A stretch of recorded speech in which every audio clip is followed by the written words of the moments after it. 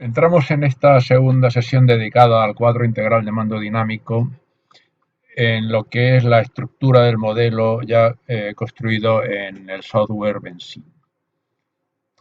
Vamos a ver las principales relaciones que hay y luego pues veremos una versión más completa del modelo que nunca podrá ser con todos los elementos, con todas las variables, porque como ya señalé al principio, pues es complejo, tiene muchos elementos y por lo tanto no lo podemos poner en un sketch todo ello.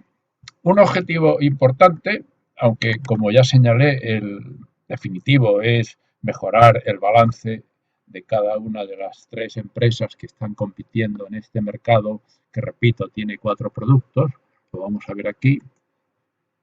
Hay 3 empresas que hemos llamado empresa A, competidor 1, competidor 2.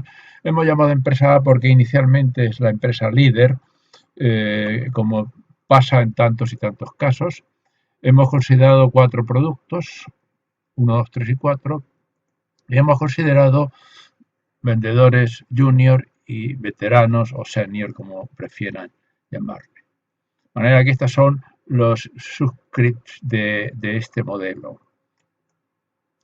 Pero estaba diciendo que el primer paso consiste en determinar la cuota que tiene cada empresa en cada producto, porque esto nos va a permitir calcular el valor de sus ventas y con el valor total de sus ventas podremos decir cuál es la empresa líder y hasta qué punto o en qué grado es líder por productos y por el total de ventas.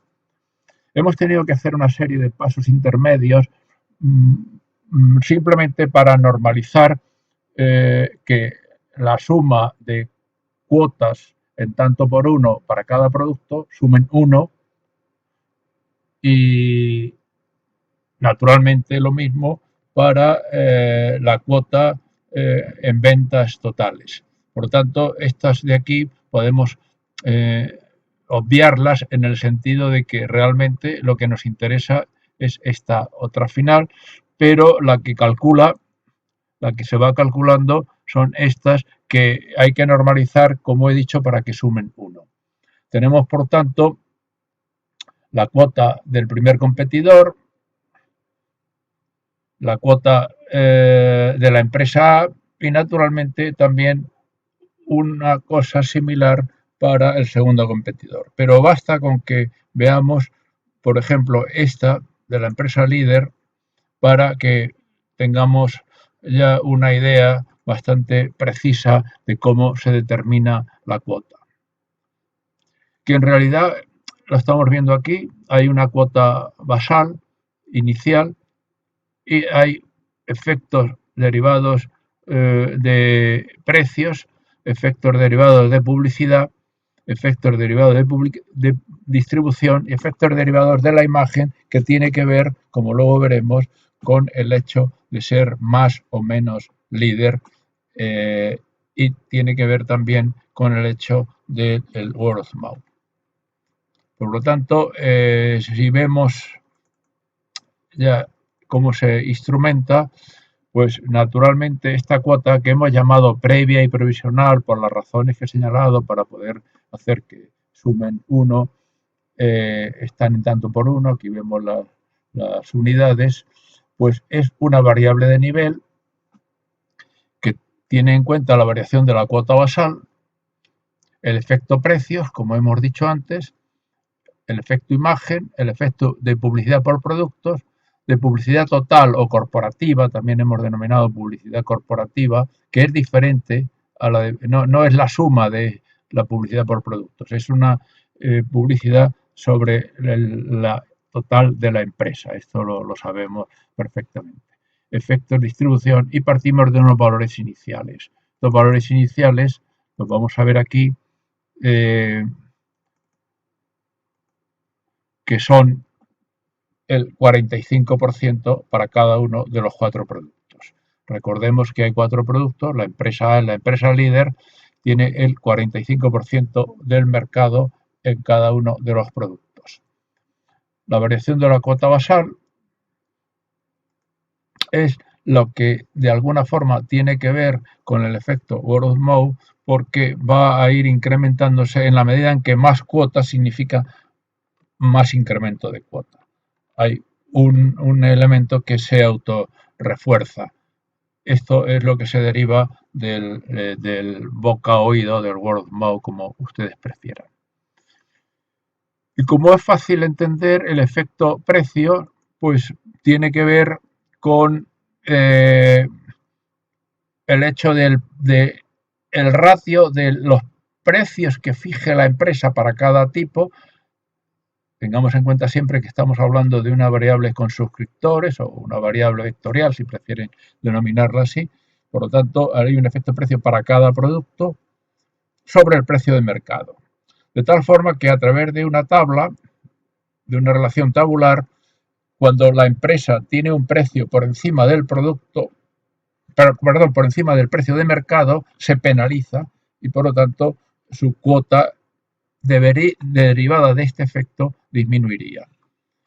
Al sentido contrario, si la empresa está vendiendo por debajo del precio de mercado, pues tiene un incremento de su cuota que no es definitivo, que no es completamente total, porque como sabemos, pues hay otros elementos que ahora iremos viendo, pero en todo caso tiene un efecto positivo sobre la variación de su cuota.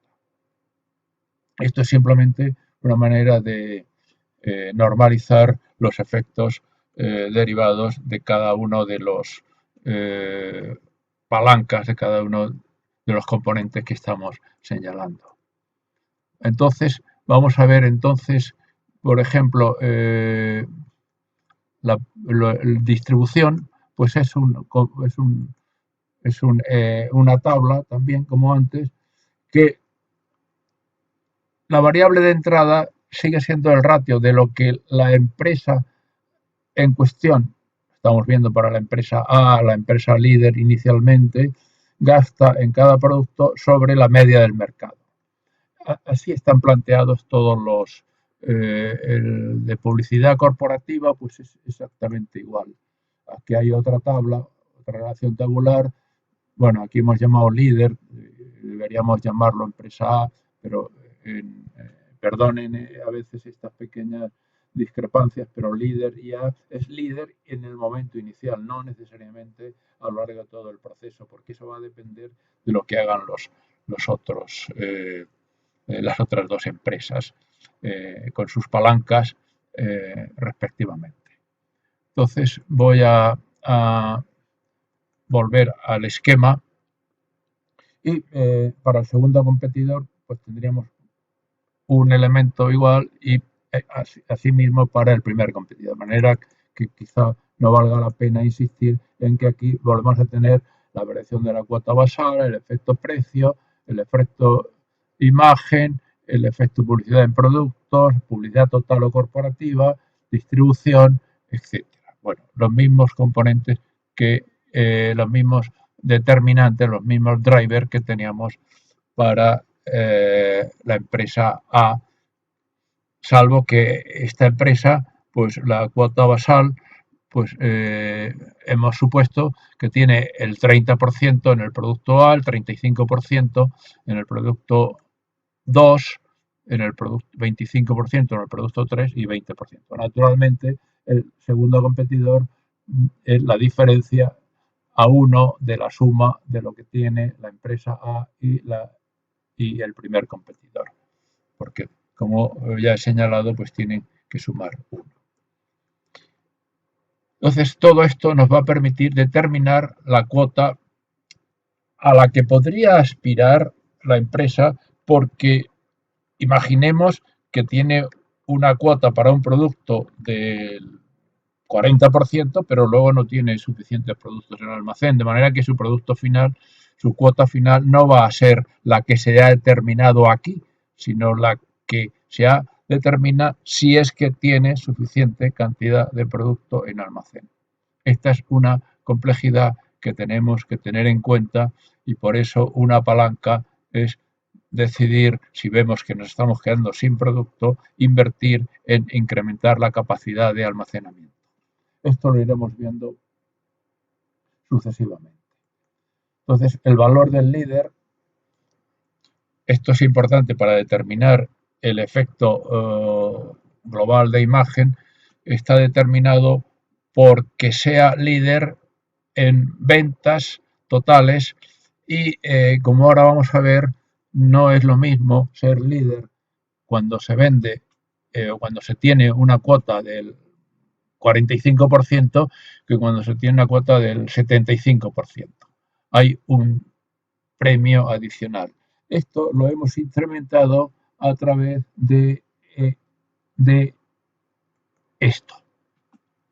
Hemos calculado, el modelo calcula para cada trimestre el índice de Gini, que como recordarán, el índice de Gini mide el área, esta que está señalada es el ratio entre el área señalada en azul, perdón, en naranja o el color que sea, A, hemos denominado, sobre la superficie del triángulo. De manera que en el caso de que cada una de las empresas tenga un tercio, pues estaríamos en la línea verde.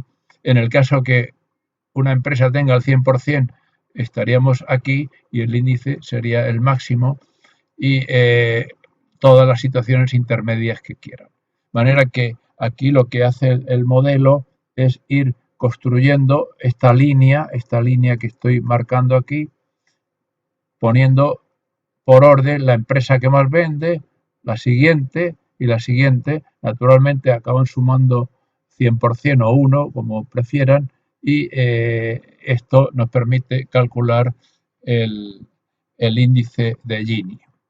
El índice de Gini por productos que ahora vamos a ver aquí. Es 5 por la fracción máxima de ventas, que no sabemos. En el primer trimestre está claro que es la empresa A. El segundo lugar viene el primer competidor y luego viene el tercer competidor. Pero esto, como he señalado, puede ir cambiando. Más 3 por el siguiente, más 1 por el siguiente. Esto nos da una medida bastante aproximada de la integral, de la integración de la curva y por lo tanto de ese índice de Gini que vamos a ver que determina el hecho de que introduzcamos un retardo. Tiene una doble motivación. Por un lado, evitamos simultaneidad, pero por otro lado es que realmente los efectos en el mundo real no se manifiestan de manera instantánea, sino que hay un cierto delay y por lo tanto pues está perfectamente justificado a nuestro entender que no se utilice el índice de Gini del trimestre, sino el del trimestre anterior. Y esto va a influir en cada una de las empresas en lo que hemos denominado efecto imagen, que tiene, a través de la relación tabular correspondiente, un efecto en la cuota de mercado. Entonces, este efecto imagen, pues vamos a ver que efectivamente, como ya habíamos señalado antes, influye en la variación de la cuota. Y así para los tres. El índice de Gini aquí está calculado por tipos, es decir, para cada uno de los 4 productos, pero análogamente se calcula para el total de ventas. La idea sería exactamente la misma, salvo que ahora aquí lo que tenemos en cuenta es el valor de las ventas de cada una de las 3 empresas. Entonces es igual 5 ventas máximas, 3 intermedias, más 1 por ventas mínimas. Este índice de Gini de ventas totales tiene que ver con el efecto, también el efecto imagen, que de alguna manera vendría a reforzar el ser líder en el producto. Pero ya he señalado antes que se puede ser no líder en ningún producto y líder en ventas, que se puede ser líder en un producto o en varios productos y no ser líder en ventas y cualquier otra situación intermedia. Vamos a ver entonces el almacén. El almacén, aunque no está puesto aquí con el símbolo de la variable de nivel, el inmovilizado es una variable de nivel, como vamos a ver inmediatamente. Es la integral de la inversión. La inversión se traslada, se traduce en incremento físico de productos menos la amortización que también se produce. Esto, como vemos, está calculado para cada uno de los 4 productos y para cada una de las 3 empresas. La inversión es una palanca, sin más, y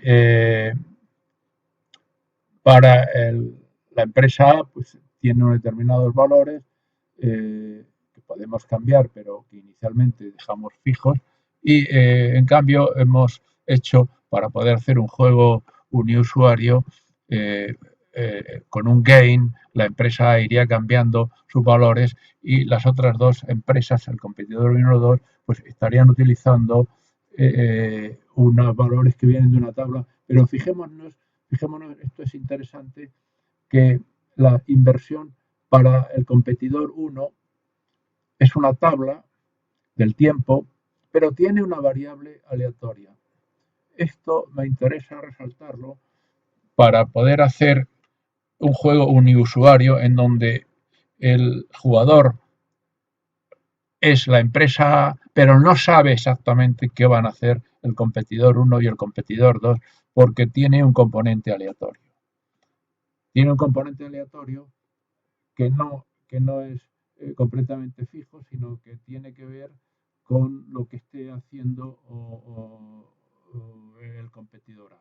Por lo tanto, aquí hay una complejidad adicional para que en el juego uniusuario pues no se sepa qué inversión va a hacer. Lo mismo sucede con precios y con gastos de publicidad, con gastos en distribución, cada uno de los competidores. Esto, cuando se hace el juego multiusuario a través del esquema que he mostrado en la sesión anterior al final y que luego me detendré en otras sesiones posteriores, pues ya no tiene sentido porque cada jugador va a determinar sus palancas, los valores de sus palancas para cada caso. Como digo, el hecho del almacén es importante porque puede determinar que aunque la cuota inicial fuese, digamos, 40, si no se tiene suficiente producto, acabe siendo la que fija la cantidad disponible en el almacén.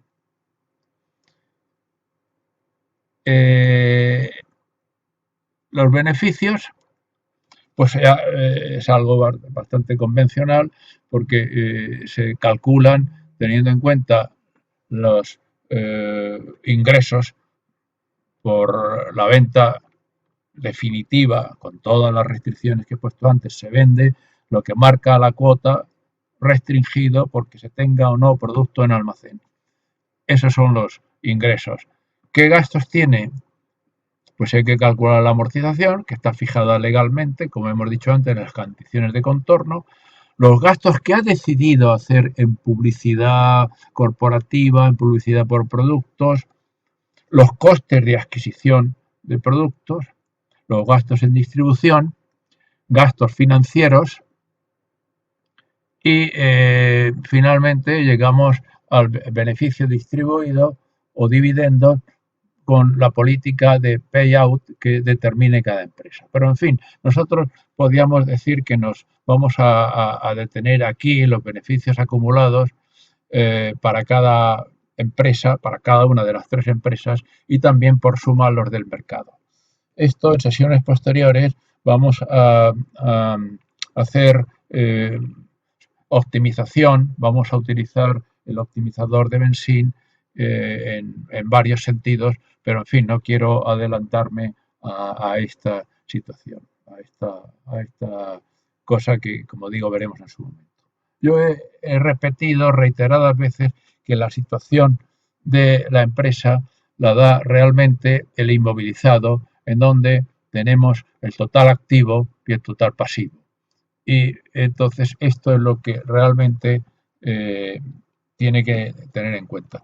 No, tenemos que considerar que si una empresa no tiene suficiente liquidez, pues tiene que emitir deuda y esto supone incrementar los gastos financieros eh, porque tiene que pagar los tipos de interés y también ir amortizando la deuda. Es decir, este es un esquema convencional que cualquier contable pues conoce perfectamente y que, como sabe, es el que determina realmente la situación de la empresa en cada instante de tiempo. Son variables de nivel referidas a instantes de tiempo, no lógicamente relacionadas con variables flujo, la inversión, los costes, los gastos financieros, etcétera. Pero, en fin, este es un esquema convencional, lo dejo aquí. En fin, en todo caso se puede parar el vídeo y verlo. Y finalmente, pues hemos puesto el estado de origen y aplicación de fondos, que no es más que la relación derivada de el balance y la cuenta de resultados en términos de la situación financiera, dónde proceden los fondos y a qué destino se dedican. Tenemos entonces también la plantilla o personal, que como hemos dicho tiene dos componentes, veteranos o senior y junior. La contratación se contratan junior que con el tiempo acaban pasando a senior y bueno, hay una posibilidad de abandono, despido, como prefieran, y lo mismo sucede con los veteranos, bien sea por jubilación, bien sea por despido. Todo esto es una manera de dar un cierto grado de realismo a este juego. La capacidad de venta de la plantilla, bueno, esta es otra cosa que no he señalado que es importante. Las ventas que realmente hace una empresa de un determinado producto están determinados por tres componentes. La cuota, que señalaría el máximo que puede vender, la cantidad de ese producto que tiene en el almacén y la capacidad de venta de, de la plantilla. Por lo tanto, también esto hay que tenerlo en cuenta. Es decir, supongamos que por la cuota podría vender 100, pero que en almacén solo tiene 80, pero su capacidad de venta es 60, pues va a vender 60. Todos estos elementos pretenden introducir un cierto grado de realismo en este modelo que no deja de ser un juego. Y esto es lo que hemos señalado aquí, en que las ventas pues finalmente tienen todos estos determinantes: la capacidad de la plantilla, el almacén y la cuota.